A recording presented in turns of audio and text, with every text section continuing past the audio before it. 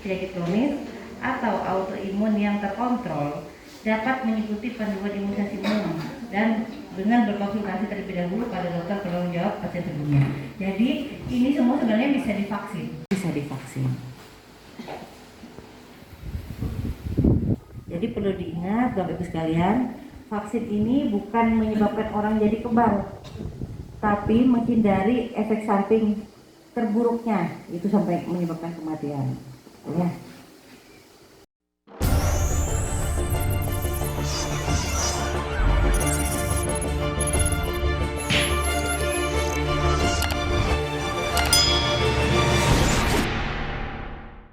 Nah, seperti ini pasti kita tanyakan, apakah anak mendapatkan vaksin lain? Nomor 1 nih, mendapatkan vaksin lain kurang dari 2 minggu sebelumnya. Jika ya, jadi ditunda. Tapi jika tidak, boleh dilanjut ke pertanyaan selanjutnya. Apakah anak pernah sakit COVID? Kalau pernah, tanggal berapa dia didiagnosa sakit COVID?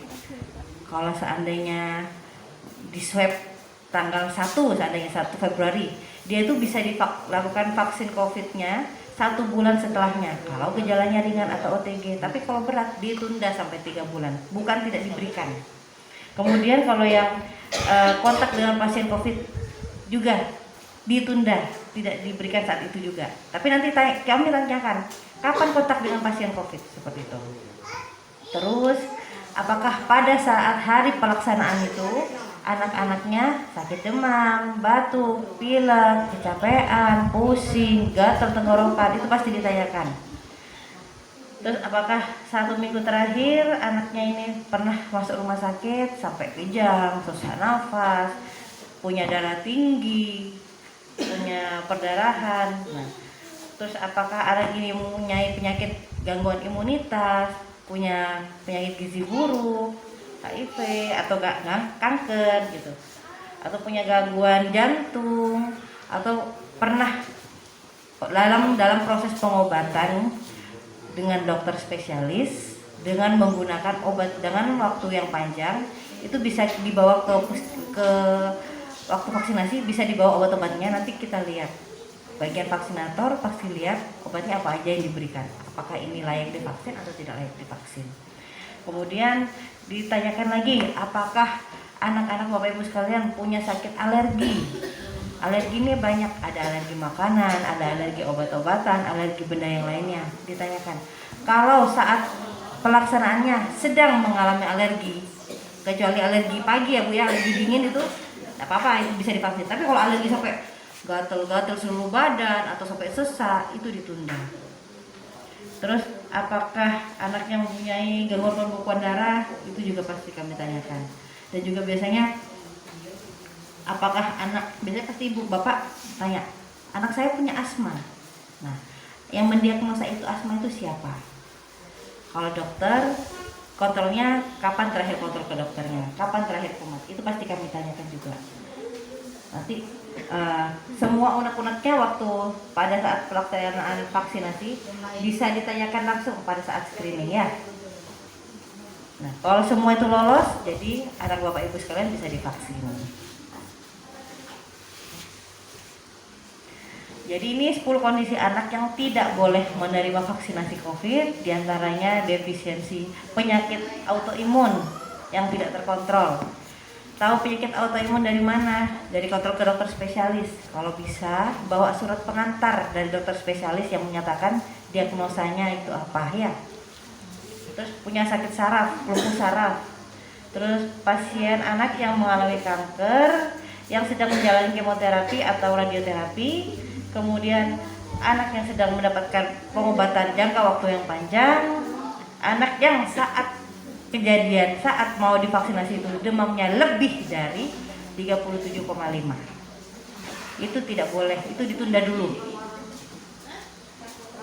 Kemudian anak yang baru sembuh dari infeksi virus kurang dari 3 bulan, setelah imunisasi lain kurang dari 1 bulan, anak atau remaja yang sedang hamil, mempunyai darah tinggi atau kencing manis atau sakit ginjal, kemudian penyakit kronik atau penyakit bawaan sejak lahir yang tidak terkendali. Jadi kalau pemberian imunisasi untuk anak dengan kanker dalam fase pemeliharaan atau penyakit kronis atau autoimun yang terkontrol dapat mengikuti panduan imunisasi umum dan dengan berkonsultasi terlebih dahulu pada dokter penanggung jawab pasien sebelumnya. Jadi ini semua sebenarnya bisa divaksin, bukan tidak diberikan, masih ditunda, ini ditunda, bukan tidak diberikan ya. Bisa divaksin asalkan kondisinya stabil dan dapat pernyataan dari dokter yang bertanggung jawab, dokter spesialisnya itu yang menyatakan bisa divaksin. Jadi perlu diingat Bapak Ibu sekalian, vaksin ini bukan menyebabkan orang jadi kebal, tapi menghindari efek samping terburuknya, itu sampai menyebabkan kematian. Ya. Jadi seseorang yang terinfeksi COVID mungkin tidak mengalami gejala atau bisa disebut OTG ya, tanpa penyebaran virus kepada orang lain, dapat menyebarkan virus ke orang lain. Jadi tetap penting menerapkan semua tindakan pencegahan 5M. 5M-nya dijaga, yaitu menjaga jarak setidaknya 1 meter dari orang lain, menghindari tempat-tempat yang ramai dan tertutup, menutup mulut dan hidung ketika batuk dan bersin, menjaga kebersihan tangan, menggunakan masker, dan juga yang paling penting adalah kalau bisa divaksin lengkap, karena itu membantu juga ya.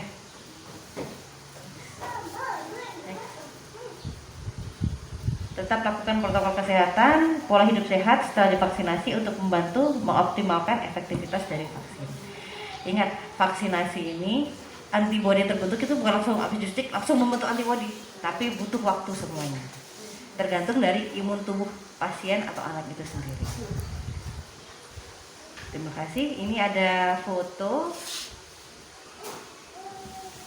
saya sedang melakukan vaksinasi anak pertama kali di Puskesmas Pandian. Yang di atas itu anak pertama yang baru saya suntik. Pada acara ini tanggal 5 Februari saya lakukan vaksinasi. Itu yang di atas umur 9 tahun, kelas 3 SD saya suntik. Yang nomor 2 ini foto anak saya yang baju kuning. Ini usianya 6 tahun 2 bulan Ibu. TKB. Saya lakukan vaksinasi ya. Gambar biasa bisa. Jadi nanti Bapak sama Ibu minta tolong jangan ditakut-takutin anaknya kalau mau divaksin. Ya. Kalau udah divaksin enggak apa ya? Ini kembali sama Ibu sekalian. Kita sifatnya tidak memaksakan, tapi alangkah lebih baiknya divaksin karena keluarga kita masih butuh kita. Soalnya saya divaksin 2 kali kok sakit. Ya, Ibu itu pas kecapean ya waktu divaksin? Enggak. Sehat? Enggak, biasa aja. Pas 2 hari divaksin saya sakit sampai setengah bulan. Saya takut ke trauma sama saya sendiri. Oh, ini Bu, kalau itu kembali lagi sama Ibu. Cuman kita pengen yang terbaik buat anak Ibu, buat keluarga. Kalau mau divaksin, monggo bisa ke Katanya sekolah. kebal Bu kalau sudah divaksin. Kan saya tadi sudah katakan tidak bikin kebal. Ibu kan tadi sudah membaca tidak bikin kebal kan?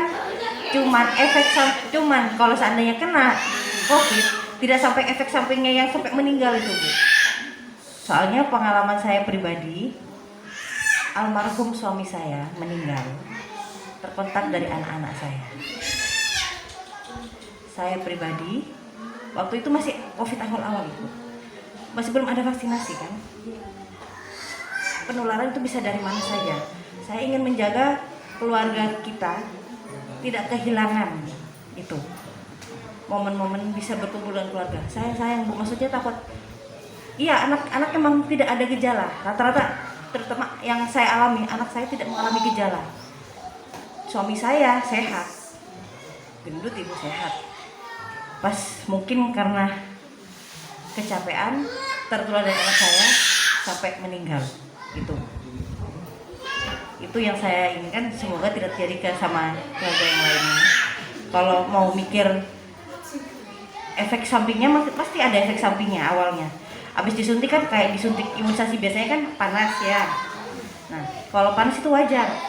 Itu reaksi tubuhnya anak. Nih, saya bacakan lagi. Sejauh ini tidak ada efek samping yang berat ya. Tidak ada efek samping yang berat. Yang diberitakan itu rata-rata hoak.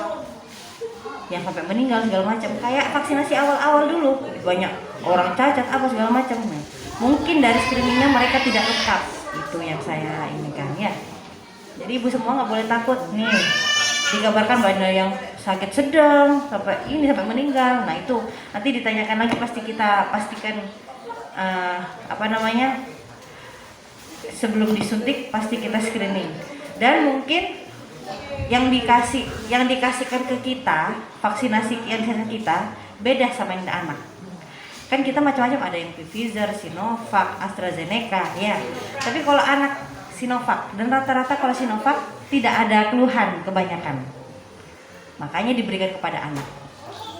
Kalau diberikan kepada ibu, mungkin yang AstraZeneca emang ada efek sampingnya, cuman efikasinya lebih bagus daripada yang Sinovac ini.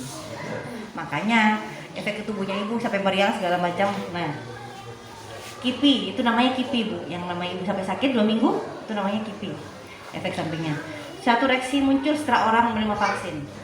KIPI menandakan bahwa sistem daya tahan tubuh sedang belajar cara melindungi diri. Jadi itu kalau ada vaksin masuk ke tubuh kita sebelumnya mempersiapkan, ada tentaranya tubuh kita. Makanya efek sampingnya sampai ada yang linu, ada yang sampai agak demam. Itu nggak apa-apa, dibiarin aja. Kecuali kalau demamnya lebih tinggi dari 38, baru kasih obat panas. Tapi kalau demamnya tidak sampai 38, maksudnya masih 30,5, itu nggak masalah. 37,5 maksud saya, tidak masalah. Nah, ini rata-rata yang diterima KIPI-nya itu nyeri di bekas suntikan. Itu wajar ya. Kalau nyeri itu bisa dikompres sama air dingin ya, atau es batu. Sakit kepala, demam, mual, nyeri otot, nyeri sendi. Tapi ini jarang, saya sering temui itu biasanya nyeri otot bekas suntikan itu, nyeri di bekas suntik itu, sama lapar sama ngantuk. Yang anak saya alami juga lapar. Waktu habis disuntik langsung lapar, makan 2 porsi langsung. Habis divaksin itu. Kalau KIPI nih, kalau efek sampingnya ini di rumah nih ngapain aja? Jadi bisa ibu siasati dengan dikompres es, kompres dingin ya di bekas suntikannya. Terus kadang anak kalau habis disuntik tuh tangannya kan pasti kemeng ya, tidak mau digerakkan ya. Itu tetap digerakkan biar lama-lama nanti sembuh sendirinya kok. Kemudian minum air yang putih yang banyak biar ada dehidrasi. Terus kasih obat penurun demam bila seandainya terjadi dengan demam. Terus kalau sampai KIPI-nya berlanjut, sampai efek sampingnya berlanjut, bisa bawa ke puskesmas. Nah, cegah resiko KIPI dengan tidak menakut-nakuti anak sebelum vaksin. Jadi kalau ditakut-takutin itu, takutnya anaknya jadi menderita stres, namanya immunization stress related response, di mana reaksi medis timbul karena stres dan bukan karena reaksi vaksin itu sendiri gitu loh. Jadi karena psikis. Kalau kita dokter, kita orang medis biasanya nyebutnya psikosomatis. Penyakit yang psikis gitu. Bukan penyakit karena penyakitnya, karena psikisnya gitu. Gangguan psikisnya. Makanya minta tolong nanti kalau seandainya mau divaksin bisa didampingi oleh Bapak Ibu sekalian ya. Next. Jadi nanti sebelum vaksin minta tolong juga ditanya-tanyakan, jawabnya dengan jujur, tanpa ditutup-tutupin. Kalaupun tidak bisa divaksin di sekolah, bisa divaksin di balai atau di puskesmas terdekat. Pastikan kalau mau divaksin tuh tubuh anaknya sehat, sudah sarapan dari pagi. Jadi tidak disarankan memberikan obat penurun panas kayak paracetamol, itu tidak boleh dikasih dulu ya Bu sebelum disuntik ya. Soalnya kenapa? Takutnya proses pembentukan antibodinya itu tidak terjadi. Jadi ditutup duluan ininya, antibodinya sama vaksin masuk itu jadi ditutup duluan. Jadi tidak ada pembentukan antibodi. Jadi pemberian paracetamol baru bisa dikasih itu kalau sudah demam tinggi anaknya, baru dikasih ya. Nah, KIPI pada anak sesungguhnya dapat diminimalisasi dengan persiapan dan screening yang baik, jadi tidak perlu khawatir itu Bapak sekalian. Kalaupun sudah sesuai dengan protap, kita sudah SOP ditanya-tanyain, prosesnya kita laksanakan. habis divaksinasi juga diobservasi, ditunggu tanpa harus pulang, ditunggu dulu 15-30 menit apakah ada gejala apa tidak. Kalaupun ada gejala, waktu itu kita langsung tangani. Kalaupun ada gejala di rumah, tangani dulu dengan Bapak Ibu sekalian. Tapi kalau tidak mumpuni, langsung bawa ke puskesmas atau pelayanan kesehatan terdekat, kita langsung beri tindakan. Dan ini bila terjadi efek samping yang sampai serius, pasien akan menerima perawatan medis dan seluruh biaya ditanggung pemerintah. Jadi nggak perlu takut ya Ibu sekalian.